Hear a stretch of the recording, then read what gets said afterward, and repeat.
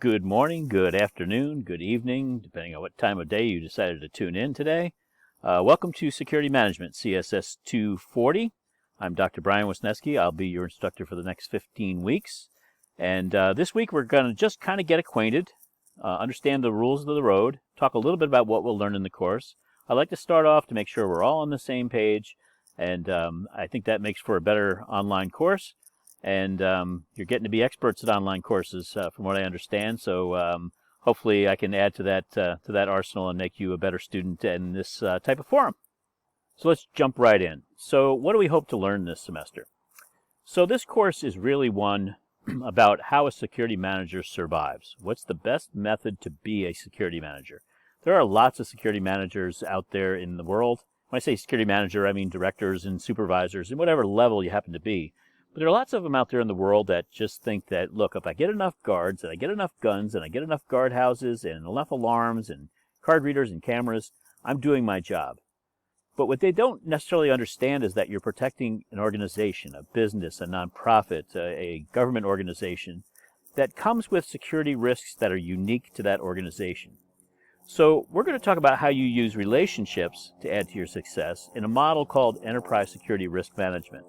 And we're not going to get too much into the quantifying of the risk in this course, but we're going to talk about how you can work with others in an organization that are outside the security realm to make yourself a better security manager and make your organization more secure.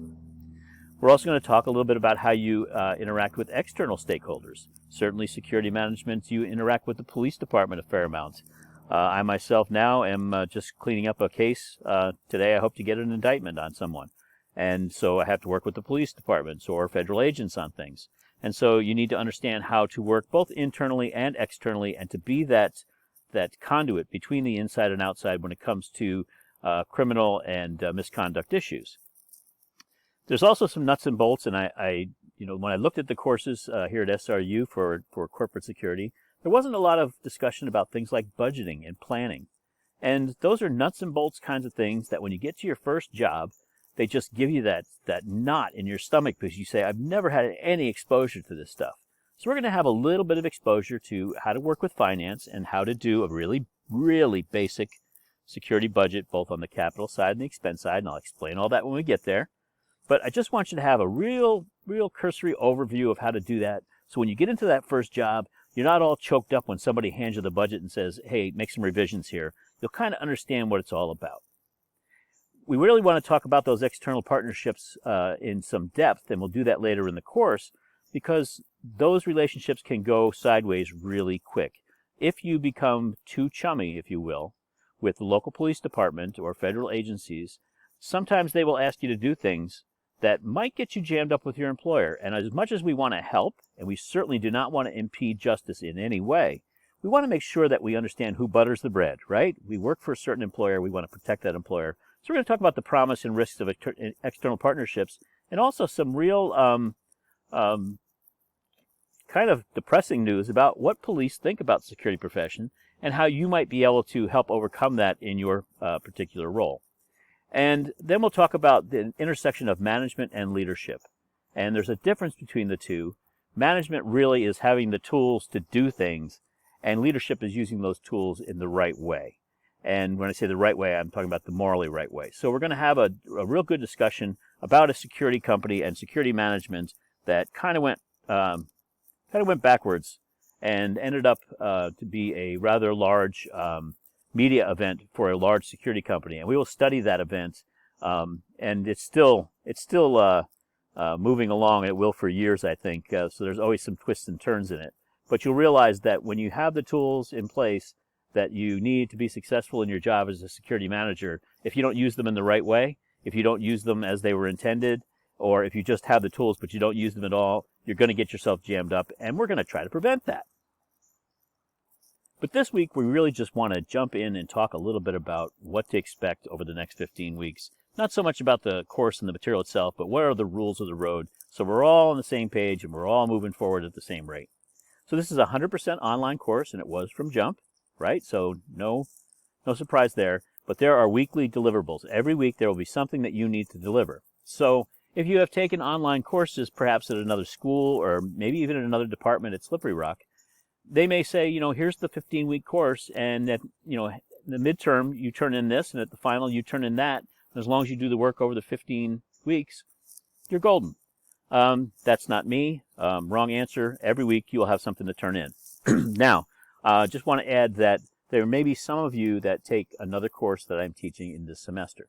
And I teach 2 courses a semester for Slippery Rock. I'm still a working full-time professional, and 2 is more than enough.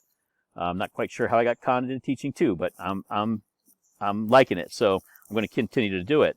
But if you are taking another course that I'm teaching right now, I did you a favor and did me a favor, and in weeks where we have writing due, there will be a quiz due, and in the other class, there'll be writing due and quiz due alternatively. So you won't have 2 writing assignments if you're in my 2 courses in the same week, with the exception of midterm and final, and you're a student. Midterms and finals, you're supposed to bust your butt a little bit. That's how the game's played.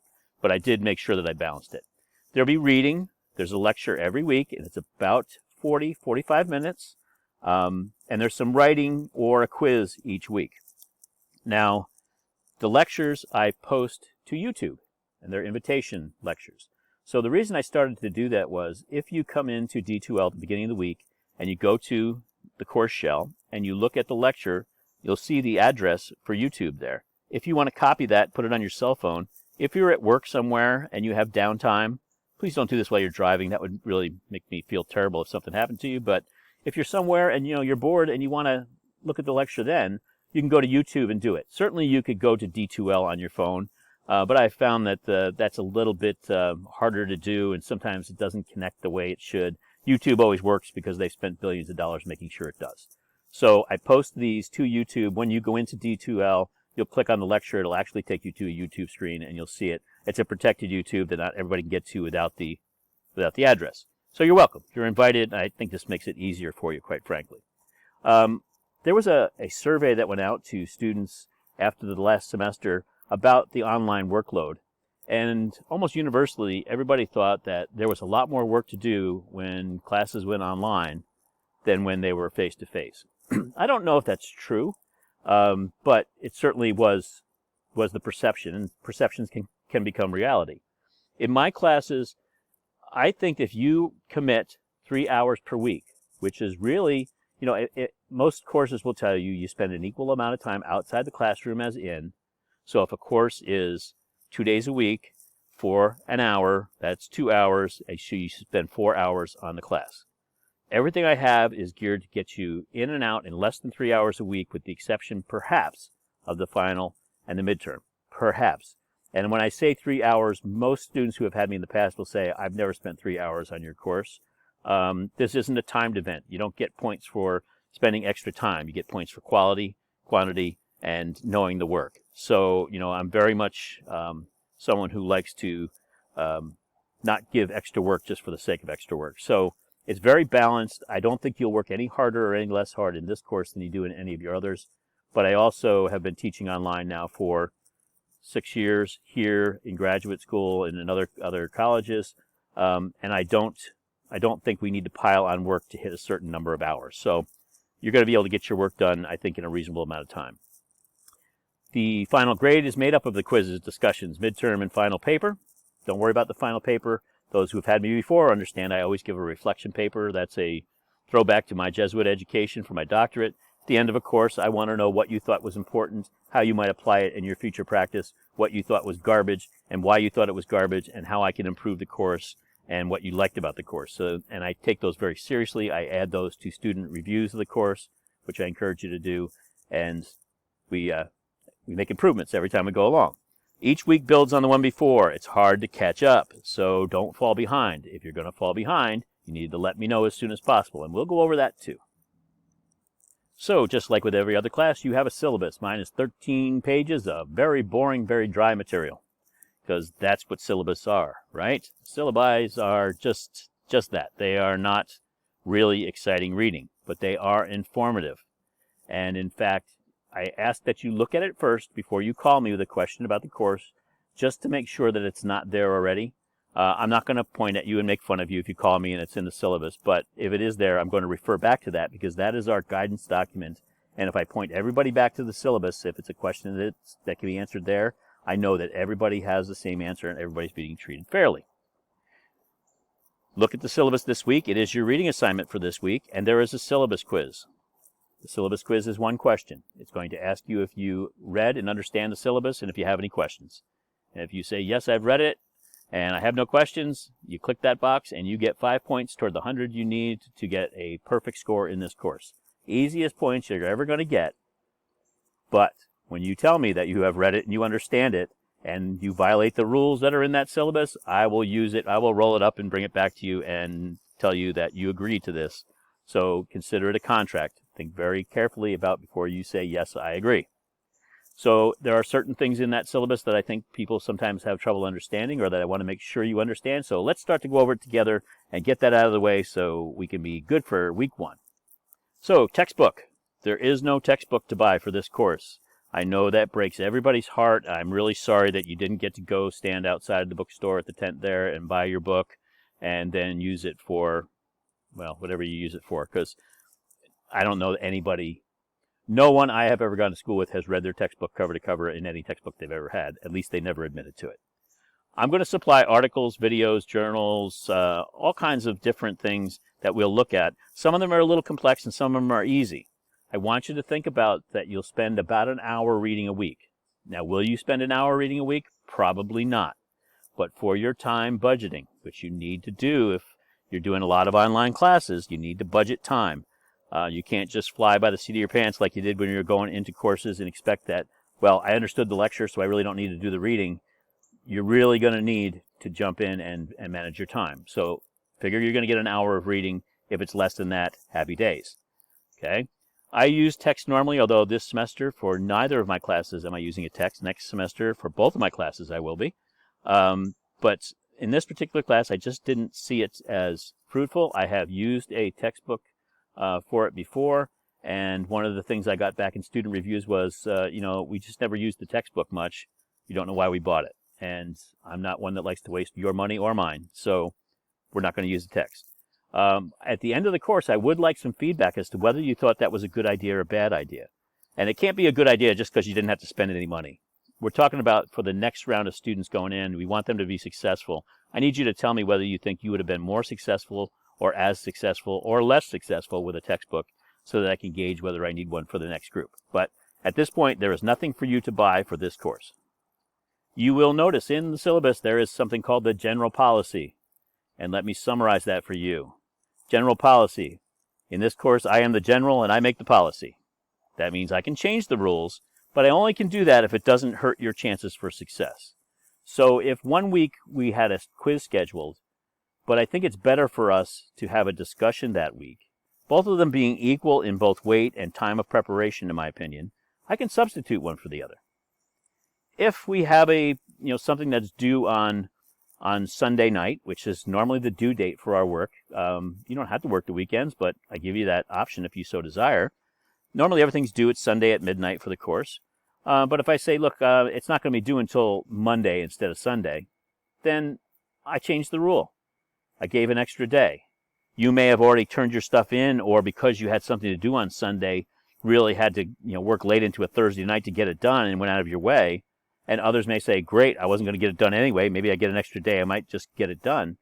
But I can change that rule. However, I will not change the rule and say it was due Sunday, but now it's due Saturday. That impedes your success, and I'm not going to do that. So I get to change the rules if I need to change the rules, but I will make sure they are fair and they don't impede your success. Technical issues happen, right? I mean, internets go down. Power goes out. Folks on the East Coast in hurricane season will tell you that they expect at least twice a year to have no power for a couple of days. I mean, those things happen. Don't panic. The whole idea is to communicate. There are dynamic links in the course for your reading. So when you go into the shell, it'll say click here and this is your reading assignment because, again, you don't have a text, so I'm supplying articles. I may test that link on a Monday, but I can't control if after I test it 10 minutes later someone at that particular site doesn't go and say we don't need this article anymore and they take it down. I try to keep backups, but when you click on that after I've already tested it, it probably won't open. Don't panic. Oh my gosh, I can't get the reading open. I can't do the reading. How am I going to? Don't panic. just contact me and let me know, and I will either send you a copy or I will say, okay, we're not going to use that one. We're going to use a different one. I have a plan B for just about everything, so you just need to relax. Same thing with videos. Sometimes they fail. I test them at my end, and then 2 or 3 students say, it didn't open for me. Well, you're maybe using a different browser. Maybe the laptop you're on is different than mine. I generally work off of a MacBook, MacBook Air, in fact.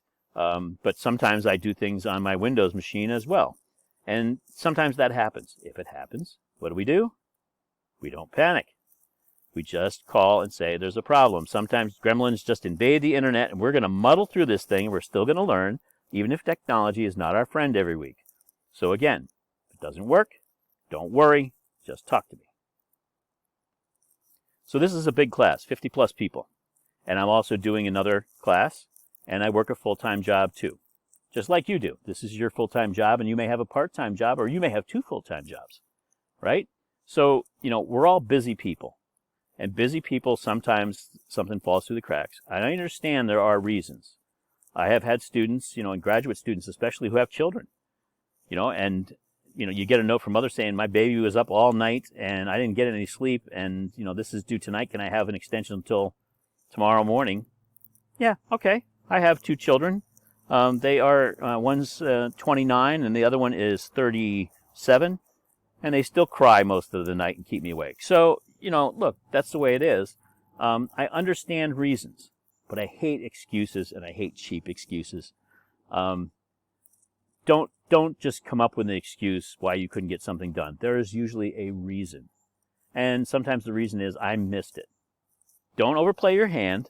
Don't try to use excuses or even reasons over and over and over again. Get yourself organized and try to get everything in on time. But if it's going to be late, the idea is to work with me before it's due. Don't try to contact me after it's due and say, Dr. Wisniewski, my paper was due last night, and I'm not going to get it in on time. Congratulations, Sherlock. I figured that out when the system sent me an email saying that Joe didn't get his paper in on time, because I have it set up to warn me about who's not turning things in, because sometimes if I'm in a good mood and I happen to be awake that night, I might shoot you a text message or an email saying, hey, where's your stuff? I'm that guy. That's what I do. So be prepared for that. All right? But just be a step-up person and come to me if you know something's not going to be on time, because quite frankly, with 2 classes and a full-time job, and I'm not going to whine about it and make an excuse, but it is a very busy time to grade everything and to keep everything organized. And if things come in late and I'm going to take a day off of work to grade papers, which I do, if yours isn't there, then I'm going to have to do that in another time slot. And if there are 10 of you that are late, that's 10 that I won't grade on that day off. It's 10 that I have to grade the next day when I'm working. I need to be able to plan too. So be fair. I'm going to be fair. So please let me know if your work's going to be late. So the same is true about revised work. By revised work, I mean you turned something in, and I think in good faith that you thought you were turning in the right thing, but when I looked at it, I was like, no, this is not what I was looking for. That happens. As they say when somebody does something for you and it's not really what you needed, the old saying is, I was dying of thirst and he handed me a sandwich. It just didn't match the ask, right? And that happens sometimes, and we all do it. And even the best students will sometimes turn in something, and it's good work, but it's not what was really asked for. I asked for an essay about something, and you went off and you talked about something else. I will contact you, and we can discuss what went sideways, why we weren't in sync. Maybe I didn't communicate it well, and if a number of you go off track, then that's obvious I didn't communicate it well. But if it's just 1 or 2 people that didn't get it, I may contact you and say, you did a lot of work here. I think you really tried. I think in good faith, though, you did what you could do, but I don't think you got it. And if I were to grade this, it would be detrimental to your success, right? So let's talk about a redo. And I allow that when I invite you to do so, but please don't ask, can you do a redo? Because if you're already thinking you need a redo, then that means you're turning in something that you already know is not right, and you should have called me beforehand so we could get on the same page. So if there are any revised work, I will invite you to do so. We'll talk about whether there's going to be, a deduction in grade, which may be the fair thing depending on what the issue is, or whether it's going to be just for full grade, and we'll talk about a timeline and what the drop dead date is to get that back to me. So again, if you really go off the rails on an assignment and I look at it and say, this is really bad, let's take another shot at this, You may get one more shot. There's no more than 2 bites at the apple, but I don't want somebody to have one assignment that drags their grade from an A to a B by 1 or 2 points at the end of the course, and that one was just a bad day. I can see it, and if it happens, I will talk to you about it, and we'll set up something. Okay, discussion posts. We will have a number of discussion boards in this course about every other week. Quite frankly, we have a quiz one week and we have a discussion the next. For the most part, that's our pattern, and there's a few changes here and there.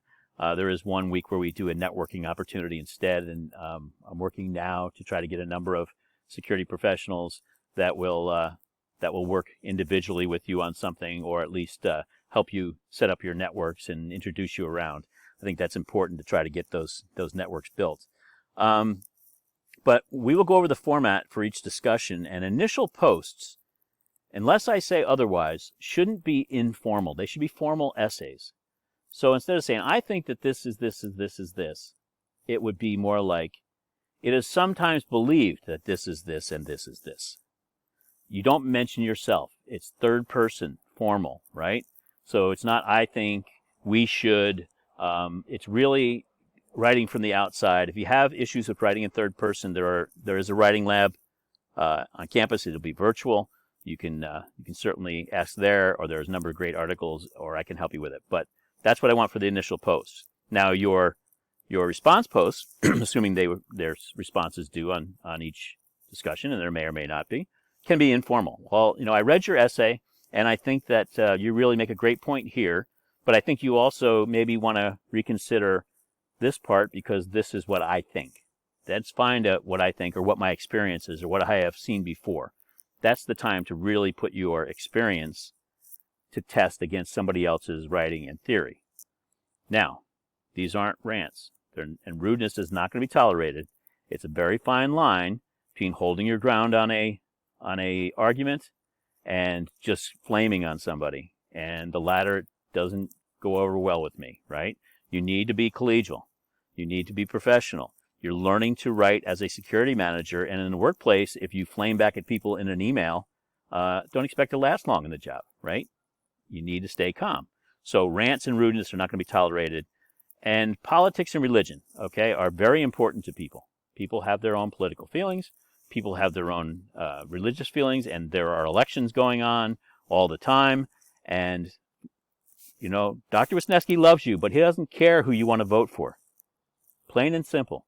We really need to keep that out of our classroom, because this isn't a political science class. It's not a philosophy class. It's not a rhetoric class. It is a security management class.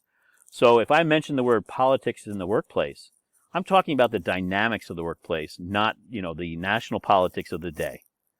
In the end of every course, your instructor should not know what your political leanings are or your religious feelings are. Because unless it's a religion course, or unless it's a political science course, it doesn't matter. You are an academic, so you need to stay above that and open your mind to all sides of every argument and not bring into your personal feelings in that way.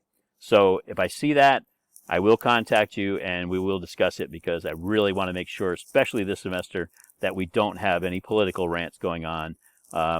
Because again, if I can tell what your political leanings are, that means you're not acting as an academic and being open-minded across the board into every possibility. Every instructor and professor at Slippery Rock University needs to post their office hours, and none of them will be in their offices right now, so I'm not quite sure what that means, but I have posted office hours, and mine are on Wednesdays, I believe, in the evening, and Saturdays in the morning. Yes, I have Saturday office hours because a lot of you work on your coursework on Saturdays, so I will make myself available then. However, I have taught away from the campus my entire time and employ with the campus. So I live in the great state of Michigan, and right now I am giving you this lecture from one of my decks, the second story one, overlooking the woods and the stream. Pretty nice setup, quite frankly. I really enjoy it. This is where I work every day on my other job. It's my summer office. So, I'm here. And if you need to contact me, you just contact me. That includes in the evening. That includes on the weekend. It doesn't really matter to me when you text or when you email me. What should matter, though, is that if it's after 10 o'clock at night, I am an old man, and so I am probably asleep by 10 o'clock. Now, at 5 a.m. when I get up, very few of you would like to hear from me then, but I may text you back or I may email you then. So, if you're a late sleeper, take it off ring, will you? But just know that I don't mind being contacted no matter the time of day. If I'm awake and if I'm around, then I will answer you back. And if not, you will hear from me when I wake up. But last couple semesters, I have kept track of the messages I get from students and what my response time is. And the college gives me 24 to 30, I think 36 hours response time on any emails or any inquiries from students. My average time in the last 2 semesters has been 12 minutes. So I think I answer back pretty quickly. What skewed that, frankly, are the few anomalies where somebody sent me a message at midnight and I didn't get it till 5 a.m. And that, that adds to the time. But for the most part, if I'm awake, you're going to hear from me right away because I answer email for my other job all the time too. It just keeps things clean for me. I prefer to do that rather than have them stack up for the morning.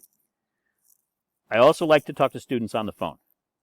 Some students don't like that, but think of it this way. At some point, you're going to work for a boss who's not in the same city as you. In fact, in the last 15 years, I have not worked for a boss who is in the same location as me, and much of that, my boss has been in a different country. We talk by phone. This is great practice for you talking. Consider me your next level boss up, the one that you like, that you talk to all the time, hopefully. And it's not doesn't make you nervous, but it's great practice to talk on the phone with someone in a way where you have a hierarchical relationship, so you can practice that, because you don't want to practice it when you get to your job, and that's what this is all about. I do travel a lot for my other job, although most of that has been curtailed now and will not come back for some time, I imagine.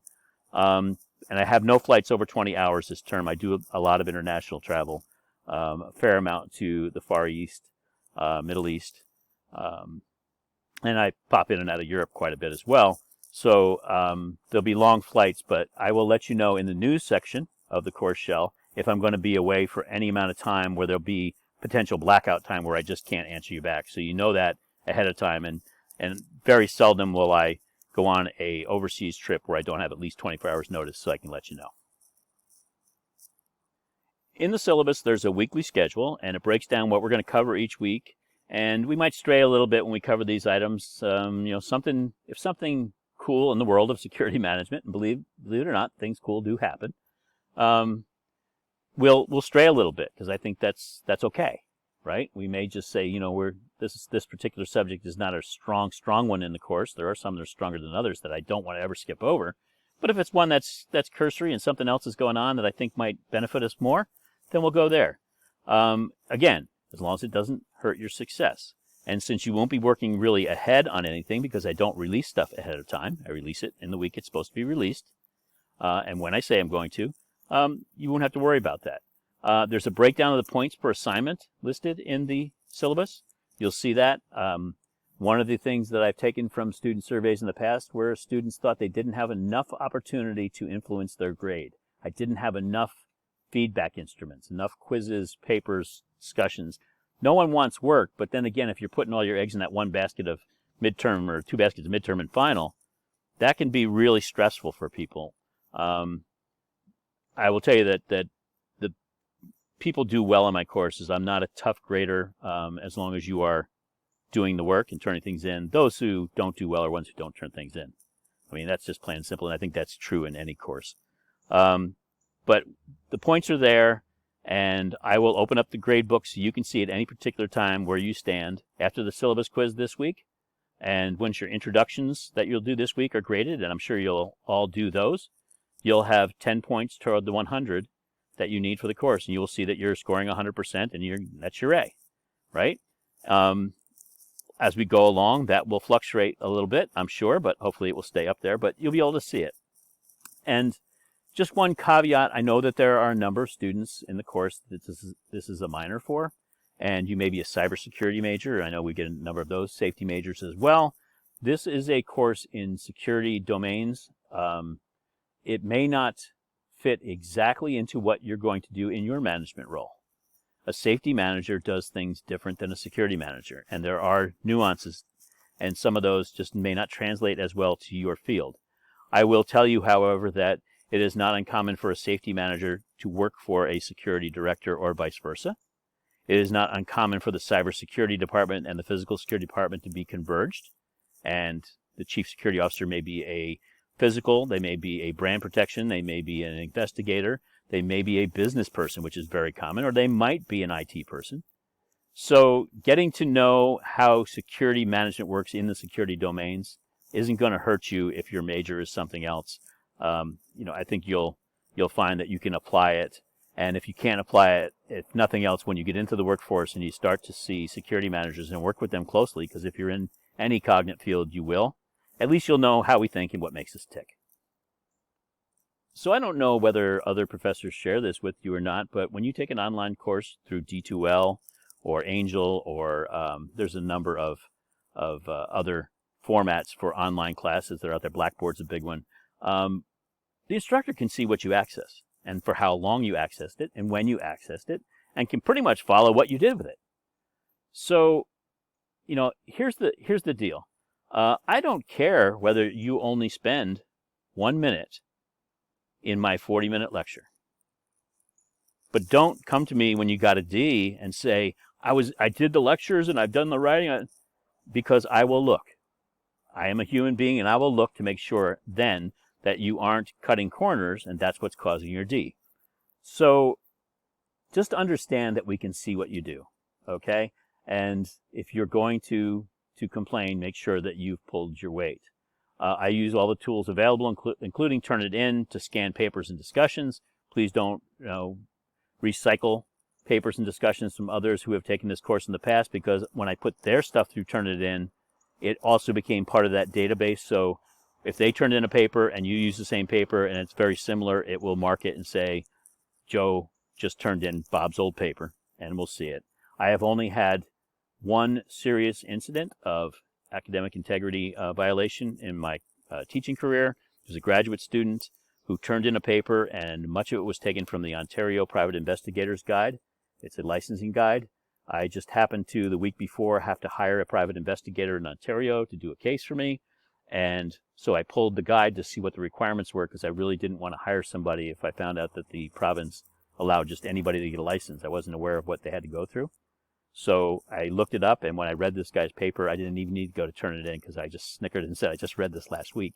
And sure enough, when I entered that guide into Turnitin myself and then entered his paper, it caught it right away. So I have had that experience before, and that gentleman unfortunately did not continue on in the program. Quizzes, on the same token, have a test bank. If there are 10 questions for a quiz, you are pulling 10 questions out of a 30-question bank, and the answers will be scrambled for each student, and the questions will be in different orders for each student. So I can't stop you from working together. If you want to work together on a quiz, I can't stop that, and quite frankly, I'm not so sure that I would stop that. However, working together, saying, okay, here are the 10 answers, A, B, C, true, A, C, D, and you hand that to your friend on a piece of paper, and they go in and they click those boxes, they're not going to be your friend very long, because I think the chances are somewhere around 6% that you will get one question right if you do it that way, because of the way these are scrambled. So I don't scramble them all the time. Some test banks are larger, some are smaller, but I would not encourage you to simply cheat in that way by trading answers for quizzes. But if you work together with someone on the quiz to figure out what the right answer is, I can't stop that, and I'm not so sure that I'd want to, because you are absolutely discussing the material at that point.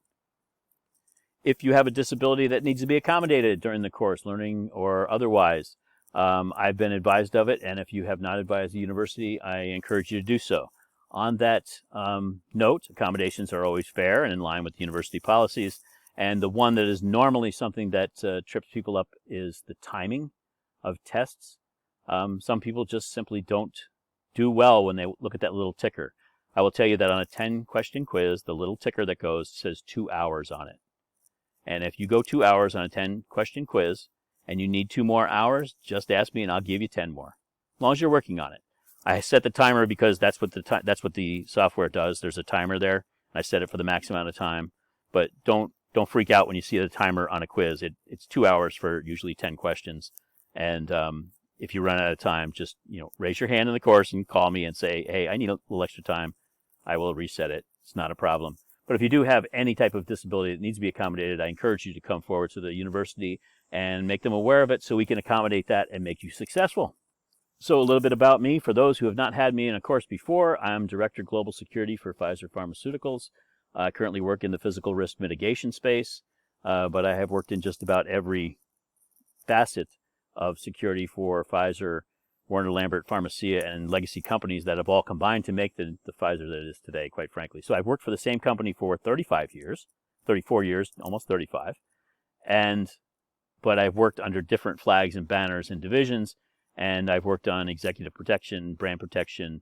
I've worked in investigations and just about any facet of security you can think of. Straight security management of a program at 2 different locations, one with a employee population of 13,000 people, the other one at 5,000. Went backwards on that because I went from a smaller one to a bigger one, but those aren't small populations, and responsible for the full security gamut at those sites. So, and then done oversight for national programs. So I think I know what I'm doing, and I think I can give you some insight as to what the field has in store for you. I have a doctorate from Creighton University. If any of you are basketball fans, Creighton's part of the Big East, and we enjoy basketball and hate Villanova. I got my master's degree from Boston University, and a bachelor's degree in management from Spring Arbor University in Michigan, and an associate's degree from Jackson College in Michigan, and which I got in general studies because I was a transfer student. So if you're a transfer student, I get that. I got a degree in every decade of my life, a degree or diploma. So, before I was 10, I got my certificate from elementary school, and in my teens, high school, and then on and on and on, where I've got a degree or diploma of note in every decade. I just turned 60 this last year, and so now between now and the age 70, I need to get another degree. So I'm trying to decide whether to get a second doctorate, another bachelor's degree, or what I want to do. But I guess I need to decide what I want to do when I grow up and figure out what degree to get. I go to bed early, and I mentioned that simply because, if you need to call me, call me, text me, whatever. 10 o'clock's about it. After that, I go to bed and I watch Adult Swim, and by the time the second Family Guy's coming on at about 11:30, I'm done. So, that's about it for me. I have a birthday coming up this term, and I like to shoot baskets to unwind. I am not an exercise person. If you see me, I'm certainly not an exercise person, but I do actually like to work out. I like to play basketball. I like to swim, and my wife and I just invested in one of those mirrors with the with the workout stuff on it, right? From mirror.com, and I'm going to put that up and give that a try. And so, if you really want to see something, maybe I'll tape it just for your entertainment, of an old fat man on the floor trying to do Pilates. It might be something that you can point and laugh at. But that's what I'm all about. So this week, this is what you owe me. View the lecture. Guess what? You just did it. You're done. Thank you. And this is about the length of a normal week's lecture. So you kind of know what you're in for, right? And it's easier if you just sit and watch it one time if you can, but you can break it up. Read the syllabus. It's 13 pages. It's kind of boring. It's a lot of boilerplate in there, things that go in every syllabus, the Title IX stuff, but that's all important stuff, and you should understand what that stuff is and what it means. So if you skim over my syllabus, please, when you read the syllabuses from other classes, please at least read all of that stuff once so you understand what your rights and responsibilities are, because that's kind of important stuff. But read the syllabus by the end of the week. Take the syllabus quiz by the end of the week. And you can do this sooner and be done with it, right? Syllabus quiz is one question, like I said, but you got to take it. Do an introduction post. Now, introduction posts, some courses are, hi, my name is Bill, and I'm really happy to be in this class. See you on campus. It doesn't work that way with me. I have very structured introduction posts. So when you go to write your introduction post, understand it's going to take you a good hour to write it. Okay, because I'm asking specific questions. I want to see paragraphs for each one of those questions, right? I want to see good grammar. I want to see good spelling. You don't need to put any references in your introduction, but look, I'm looking for how good of a writer you are, and I'm looking to learn a little bit about you, and that's part of the game. So when you do your introduction post, make sure that you follow the directions explicitly. There are some weird questions in there, tell me about some things that, where you might live or what you would do if you had, extra 10 grand in your pocket. Those kinds of questions I put in there because I want to understand you and your mind a little bit better. I also want to see how well you write. So please take some time to do that. Then look over the intro post. If there's somebody that you haven't met yet, please go in, read about that person, and, make a nice comment, if you will, and say hello. And it's going to be very hard for people to get to know people on campus for a little while. So let's try to make the most of that and make sure that we stay connected in this forum. Every week I will put in the news section if I'm going to be away, but I'm not really going anywhere like everybody else. And in fact, this first week of school, I am taking some vacation time, so I won't even be working my other job, so I can dedicate my week to any questions that you might have. Feel free to reach out, even if you know I'm away. Just reach out. If I send you a note saying I'm going to be in Dubai for 3 or 4 days, and that's a 12-hour difference, don't say, "Oh, I can't call him because he's on a trip." That's garbage. You just call or text or write, and I will write you back when I'm awake. And the reason is that you paid for this course. You're paying for this college education, and I have an obligation to provide a service to you. And I take that very seriously. Now, the service is not to give you an A. The service is to give you an education, and your job, your obligation is to work to get a good grade and to get that education. But I am very much serious about my obligation to provide a service to you that you have entrusted me, and the university has entrusted me to provide. With that, there is my cell phone number, and use it as you'd like. Texting is always preferred, quite frankly, because sometimes I'm in an area where I need to be quiet, or they're in a meeting or something, and the text will just buzz on my Apple Watch, and I'll take a look at it and then know whether I need to excuse myself and give you a return phone call, right? If we're going to email, it's always going to be through the sru.edu. I have 10 other emails like all of you, but this is the official one that we want to use for all correspondence between instructors and students, so please use that email if you need to contact me. With that, 41 minutes and 55 seconds. I said they're about 45 minutes, and we're coming in just under that this week. We will try to do that every week.